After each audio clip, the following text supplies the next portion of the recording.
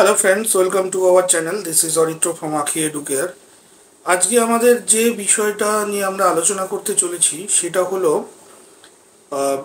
টুয়েলথের পর আমার ড্রপ নেওয়া উচিত কি উচিত নয়, এবং ড্রপ নিলে 1 বছর ড্রপ নেব কি 2 বছর ড্রপ নেব, বা কত বছর ম্যাক্সিমাম আমি ড্রপ নেওয়ার কথা ভাবতে পারি।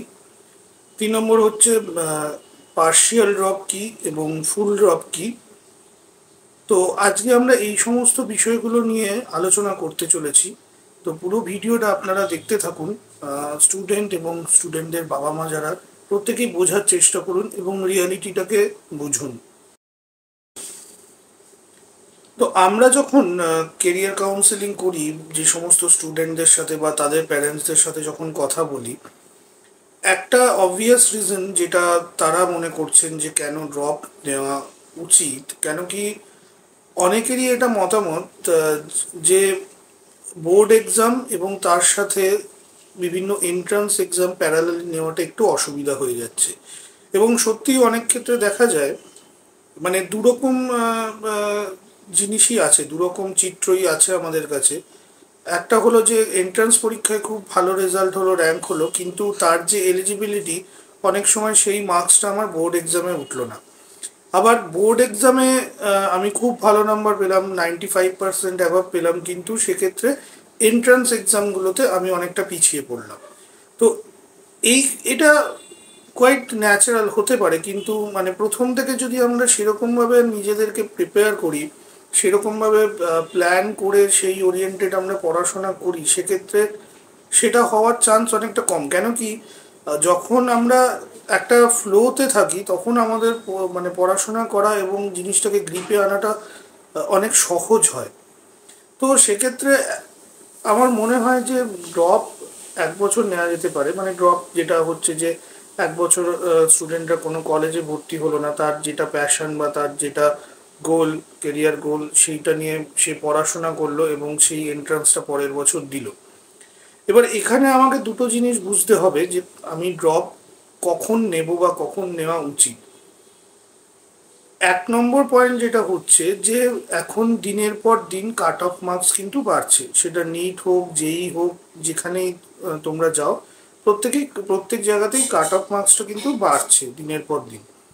এবার আমি ফর এক্সাম্পল বলছি, নিটে আগের বছর যদি গভর্নমেন্ট কলেজে অ্যাডমিশনের কাট অফ তোমার অ্যারাউন্ড 610 বা 620 হয়ে থাকে, ওটা এবছর মিনিমাম তোমার 10 নম্বর বাড়বেই। মানে আগের বছর যদি 610 হয়ে থাকে, সেটা মোটামুটি এবার 620 থেকে 625 যাওয়ার সম্ভাবনা রয়েছে। এবার ম্যাক্সিমাম ক্ষেত্রে আমি দেখছি, যেটা ওয়েস্ট বেঙ্গল বলো, শুধু ওয়েস্ট বেঙ্গল বলবো না, সমস্ত আমাদের পুরো ইন্ডিয়া ওভারঅল ম্যাক্সিমাম স্টুডেন্টরা 400 থেকে 450-এর মধ্যে আটকে যাচ্ছে।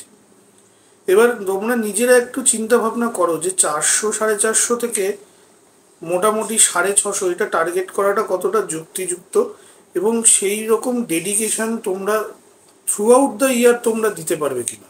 আমি কেন এটা বললাম, কারণ কি এইটা দেখা যায় যে প্রথম 1 মাস বা 2 মাস আমাদের অনেক এনার্জি থাকে, অনেক আমরা এক্সাইটেড থাকি যে ঠিক আছে, খুব ভালো করে পড়াশোনা করব এই বছরটা, একদম যাতে আমার যেটা গোল সেটা যাতে আমি স্যাটিসফাই করতে পারি।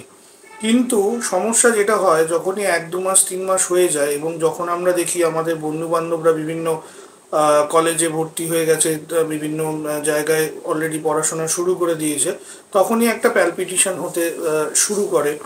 এবং তাছাড়াও তখন আমরা বিভিন্ন কলেজের গল্প টল্প শুনি বন্ধুদের কাছ থেকে, তখনও আমাদের অনেকটা ডিস্ট্রাকশন হয়। ঠিক আছে, তো এইটা আমাদেরকে খুব ভালোভাবে দেখতে হবে, এবং এটা সব থেকে বেশি ভালো বুঝতে পারবে কিন্তু স্টুডেন্ট নিজে এবং তার বাবা মা, যে আমার সেই ক্যাপাবিলিটিটা আছে কিনা। কেন কি আমি অনেক জায়গায় দেখেছি এরকম, হাজার হাজার লাখ লাখ এক্সাম্পল আছে, যে প্রথমবার নিট দিয়ে সে ওই যেটা বললাম 400 450 মতন স্কোর করছে, সেকেন্ড টাইম হয়তো ওটা 480 বা 500 গিয়ে আটকে যাচ্ছে।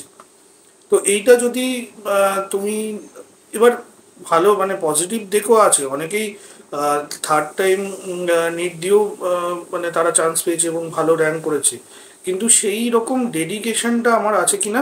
এবং প্রথমত আমি যে কারণে আজকে 400 থেকে 450-এর মধ্যে আটকে গেলাম, সেই জায়গাটাকে অ্যানালিসিস করা।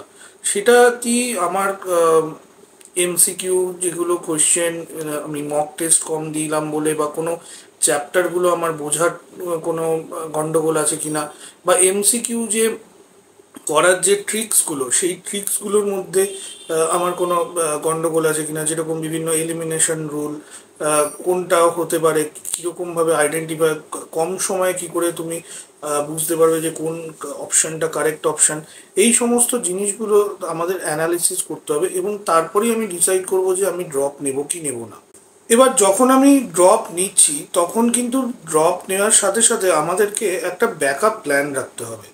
কারণ এটা আমার সেকেন্ড টাইম, আমি সেকেন্ড টাইম অ্যাপিয়ার করছি সেই এক্সামটার। ফলে এইবার যদি আমার আশানুরূপ ফল না হয়, বা আমি যদি সেই লেভেলে স্কোর করতে না পারি, তারপরে কিন্তু আমার অপশানটা অনেক কমে যাচ্ছে। আমি নিজে পার্সোনালি কখনোই রেকমেন্ড করি না যে ড্রপ নেওয়া উচিত, বা 1 বছর যদিও বা নেওয়া যেতে পারে, সেকেন্ড টাইম তো অবশ্যই নয়।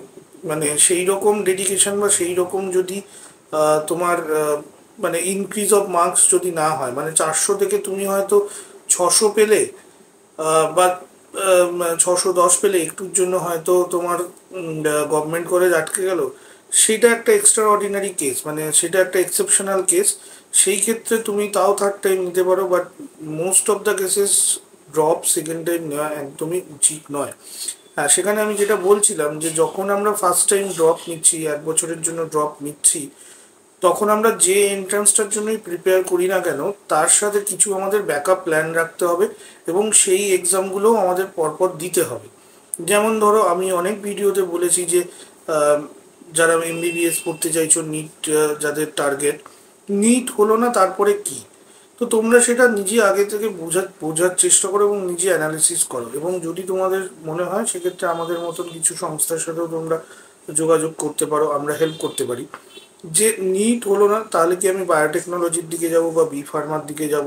আচ্ছা, যদি অন্য কোনো দিকে যেতে চাই, যেরকম ধরো অপারেশন থিয়েটার টেকনোলজি, বা তোমার ফিজিওথেরাপি, বা ইভেন আয়ুষও যদি আমরা পড়তে চাই, যেটা হোমিওপ্যাথিক মেডিসিনস, বা তোমার আয়ুর্বেদ মেডিসিনস, এই সমস্ত, বা যোগা, ন্যাচারোপ্যাথি, তো এইগুলো আমাদেরকে ব্যাকআপ প্ল্যান রাখতে হবে। এবং নার্সিং, এই সমস্ত অনেক কিছু আছে যেটা, যারা ধরো এমবিবিএস এর ইচ্ছা ছিল, যেতে পারেনি, মানে একটা সময় তো আমাদের অ্যাকসেপ্ট করতে হবে যে না, এটা আমার জন্য নয়, আমার হয়তো সেই ক্যাপাবিলিটিটা নেই। তো এখানে একটু রিয়ালিস্টিক হতে হবে, এবং সেইভাবেই কিন্তু আমাদের প্ল্যানিংটা করতে হবে। Now come to the next point, যে পার্শিয়াল ড্রপ বা ফুল ড্রপ, এই জিনিসগুলো কি? ফুল ড্রপ তো অবশ্যই তোমরা বুঝতে পারছো যে আমি কোথাও ভর্তি হলাম না, আমি পুরোপুরি ফোকাস করলাম যেটা আমার টার্গেট এক্সাম, এবং যেটা মেনলি তোমার যেই বা নিট, এই দুটোর ক্ষেত্রেই হয়। বাকি যারা মোটামুটি আছে তারা তো কোনো না কোনো কলেজে চলেই যায়। তো এইটা আমার যদি টার্গেট হয়, সেক্ষেত্রে আমি পুরোপুরি ড্রপ নিয়ে পুরো প্রিপেয়ার করলাম, এবং সেক্ষেত্রে অনেক সময় হয় কি, যে সমস্ত ইনস্টিটিউশনগুলো আছে বোর্ড এক্সামের সাথে, সেই ইনস্টিটিউশনগুলোতে পুরোপুরি ফলো করা অনেক সময় সম্ভব হয় না। কেন কি, আমাদের স্কুলেরও অ্যাটেন্ডেন্স থাকে, স্কুলকে ফলো করতে হয়।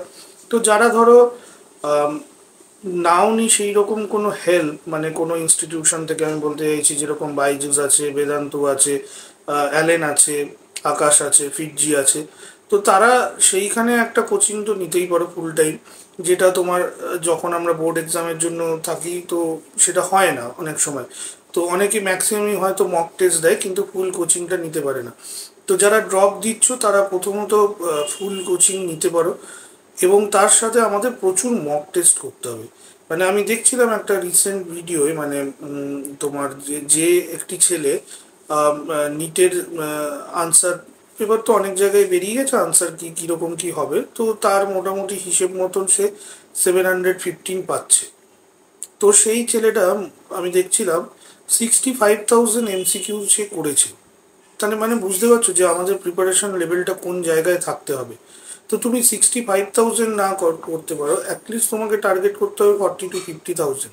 মানে প্র্যাকটিস প্র্যাকটিস এবং প্র্যাকটিস, এবং তার সাথে সময় ধরে প্র্যাকটিস, এবং তার সাথে যেটা বললাম যে এমসিকিউ এর বিভিন্ন যে ট্রিক্সগুলো আছে, এলিমিনেশন রুলগুলো আছে, কীরকমভাবে আমি তাড়াতাড়ি সলভ করব, যেগুলো হয়তো এই ইনস্টিটিউশনে তোমরা অনেক বেশি জানতে পারবে।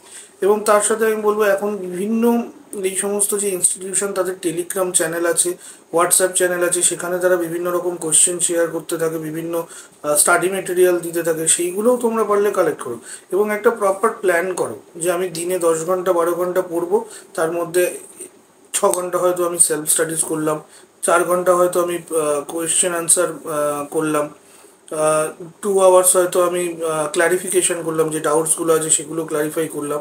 তো এইভাবে আমাদেরকে এগোতে হবে। এবার পার্শিয়াল ড্রপ যেটা কি, তুমি কনফিডেন্ট নাও, তুমি শিওর নাও যে তুমি পারবেই পুরো ফোকাস হতে এই ব্যাপারগুলোতে, মানে পড়াশোনার পুরো ওই সাবজেক্ট ওই এন্ট্রান্সটার জন্য প্রিপেয়ার করার জন্য তুমি অতটা ডেডিকেশন তোমার আছে। তো সেক্ষেত্রে তুমি যখন একটু মানে কি বলবো ডাইলেমাতে আছো, সেক্ষেত্রে তুমি কোনো একটা কলেজে ভর্তি হয়ে যেতে পারো, যেখানে হয়তো তোমার অ্যাটেন্ডেন্সটা অতটা ম্যান্ডেটারি নয়, মানে হয়তো মোটামুটি মাসে 5-6 দিন কলেজ গেলেও চলে যাবে। আমি বলবো সেটাও একটা অপশন তুমি রাখতে পারো, সেক্ষেত্রে তোমার ইয়ার লস হওয়ার সম্ভাবনাটা কম।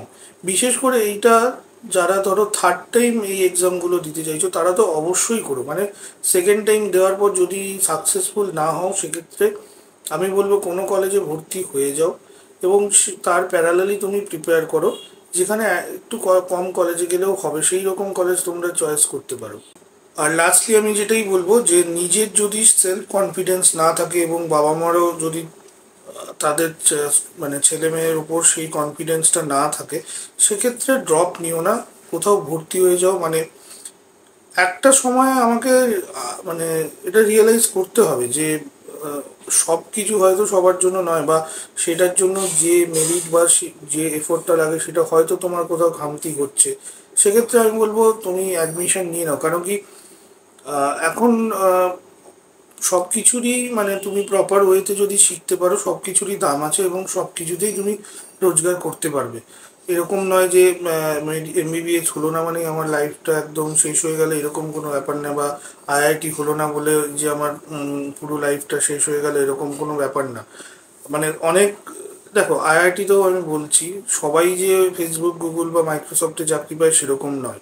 রিসেন্টলি হয়তো তোমরা দেখেছো পেপারে বা সোশ্যাল মিডিয়া একটা নিউজ ভাইরাল হয়েছিল যে আইআইটি বোম্বেতে 36% স্টুডেন্ট জব পায়নি এবার। তো এরকম হতেই পারে, তো এইগুলো নিয়ে চিন্তা করার এই মুহূর্তে কোনো দরকার নেই। তুমি তোমার জিনিসটায় ফোকাস করো। আর এখন শুধুমাত্র তোমার টেক্সট বুক বা সিলেবাস ওরিয়েন্টেড পড়াশোনা করলে হবে না, অ্যাটলিস্ট কলেজ লেভেল থেকে আমাদেরকে অনেক বিভিন্ন জিনিস জানতে হবে, অনেক প্র্যাকটিস করতে হবে, এবং সব থেকে বড় কথা এইটা জানতে হবে যে ইন্ডাস্ট্রি কী চাইছে। ইন্ডাস্ট্রি যেটা চাইছে, ইন্ডাস্ট্রি রেডি আমাদের হতে হবে। তার জন্য হয়তো আমাদের এখন অনেক বেশি ইন্টার্নশিপ করতে হবে, বিভিন্ন জায়গায় বিভিন্ন কোম্পানিতে ইন্টার্নশিপ করানো হয়, তো সেগুলো আমাদের ট্রাই করতে হবে। তো দেয়ার আর লট অফ ওয়ে আউট, ঠিক আছে, যে এইটা হলো না মানেই যে অনেক কিছু মানে একদম আমি হয়ে গেলাম, ওরকম কিছু না, ভাবার কোনো দরকার নেই। অনেক মানে আমি বলবো যে ট্রিপল আইটি বলো বা অনেক লোয়ার র্যাঙ্কের তোমার এনআইটিতেও যথেষ্ট ভালো প্যাকেজ পাওয়া যায়। তো সেইটা নিয়ে কোনো চিন্তার কোনো কারণ নেই। আমি বলবো এই অ্যানালিসিসগুলো তোমরা ভালোভাবে করো এবং তারপর ডিসাইড করো যে ড্রপ নেব কি নেব না। আমি পার্সোনালি রেকমেন্ড করি ড্রপ না নেওয়ার, বাট 1 বছর তাও নেওয়া যেতে পারে, 2 বছর তো অবশ্যই না। আশা করি তোমাদের বোঝাতে পারলাম এই বিষয়টা। তো আজকে এই পর্যন্তই। Thanks for watching our channel, এবং সবাইকে অসংখ্য ধন্যবাদ আমাদের চ্যানেলটাকে সাবস্ক্রাইব করার জন্য। তো আরও আমাদের ভিডিওগুলো শেয়ার করো, লাইক করো এবং কমেন্ট করো। আর যে কোনো ডাউট থাকলে আমাদেরকে অবশ্যই আমাদের হোয়াটসঅ্যাপে যোগাযোগ করতে পারো। আমাদের হোয়াটসঅ্যাপ নাম্বার হলো 9051118149। ডেসক্রিপশন বক্সেও তোমরা আমার নাম্বার এবং আমাদের ইমেল আইডি পেয়ে যাবে। তো আজকে এই পর্যন্তই। Thank you so much and stay tune.